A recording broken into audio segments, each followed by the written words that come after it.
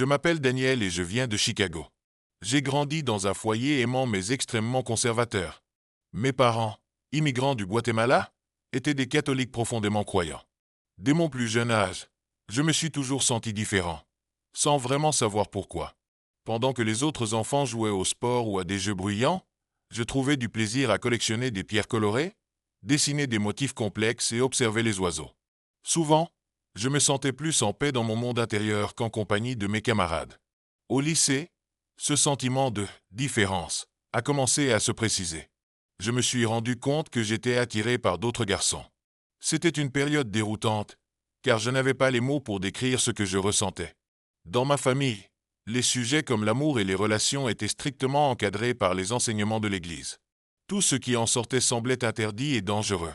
Un dimanche, alors que nous assistions à notre messe habituelle, un rituel que nous ne manquions presque jamais, le sermon du prêtre a abordé un sujet pour lequel je n'étais pas préparé.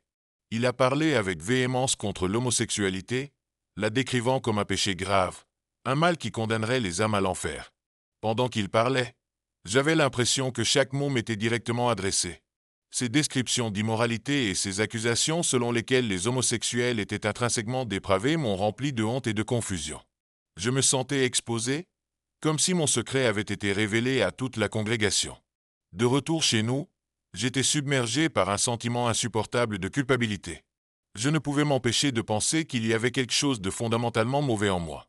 En même temps, je savais que je ne pouvais partager mes pensées avec personne, encore moins avec mes parents. Ils ne comprendraient jamais. À la place, je me suis refermé sur moi-même, élevant une barrière entre mon monde intérieur et les personnes autour de moi. L'isolement était étouffant, et pendant un moment, j'ai lutté avec des pensées sombres, remettant en question ma valeur et ma raison d'être. Pendant mes années universitaires, j'ai commencé à explorer mon identité plus ouvertement, mais avec prudence. J'ai rencontré des personnes qui, comme moi, cherchaient leur chemin dans l'ombre. Mes premières relations étaient avec des hommes qui vivaient également dans le placard, et bien que ces liens aient offert un certain réconfort, ils étaient empreints de secrets et de peur. Mes parents ne savaient toujours rien de ma vie. Leur foi dévouée et leurs valeurs traditionnelles rendaient inimaginable l'idée de me confier à eux. Nos appels téléphoniques sont devenus moins fréquents, et lorsque nous parlions, les conversations restaient superficielles. J'évitais tout sujet qui aurait pu révéler la vérité sur qui j'étais. Après avoir obtenu mon diplôme en 1995, j'ai déménagé à Philadelphie. C'était un nouveau départ, une opportunité de construire une vie où je pouvais être moi-même. Là-bas, j'ai rencontré mon premier partenaire sérieux, un homme nommé Oliver. Contrairement à moi, Oliver était ouvert avec sa famille et ses amis. Il était lui-même sans compromis, et sa confiance était à la fois inspirante et intimidante.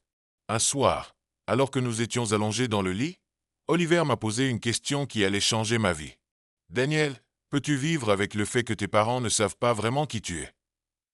Ces mots m'ont frappé comme un éclair.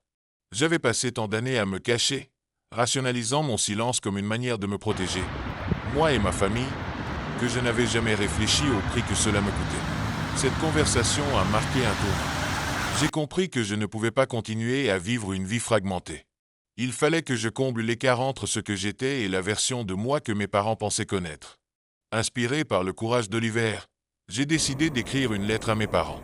C'était une confession de 3 pages, brute et sincère. J'y ai mis toutes mes luttes, mes peurs, ma douleur et mon amour profond pour eux. J'ai expliqué à quel point cela me blessait de cacher une partie si importante de moi-même. Envoyer cette lettre fut l'une des choses les plus terrifiantes que j'ai jamais faites. Je n'avais aucune idée de leur réaction. Quelques jours plus tard, le téléphone a sonné. C'étaient mes parents.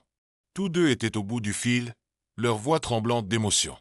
Ils m'ont dit qu'ils m'aimaient inconditionnellement. Bien qu'ils aient admis ne pas comprendre pleinement ce que je traversais, leur amour pour moi restait inébranlable. Nous avons pleuré ensemble au téléphone, libérant des années de tension et de mots non dits. Pour la première fois, j'ai ressenti un profond sentiment de liberté, comme si un poids que je portais toute ma vie avait été levé. Quelques mois plus tard, mes parents et moi avons entrepris un voyage longtemps prévu en Espagne. Ce voyage a été transformateur. Se promener dans les rues de Barcelone, explorer l'Alhambra et partager des repas ensemble avait un goût différent maintenant que la vérité était dévoilée. Mon père, en particulier, semblait faire un effort pour se connecter avec moi d'une manière qu'il n'avait jamais faite auparavant.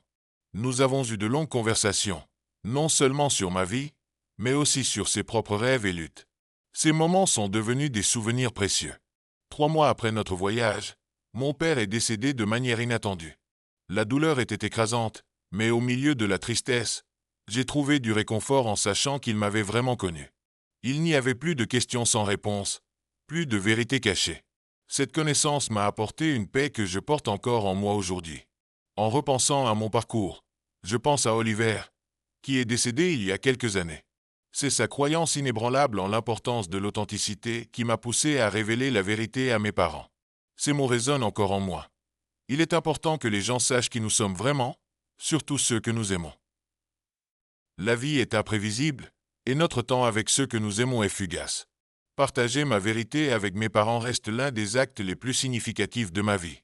Aujourd'hui, je m'efforce de vivre de manière authentique dans tous les aspects de ma vie. J'ai appris que, bien que le chemin vers l'acceptation de soi soit semé de défis, il est également rempli de moments de connexion profonde et d'amour. Mon histoire témoigne de la puissance de la vérité et de la force inébranlable de l'amour inconditionnel.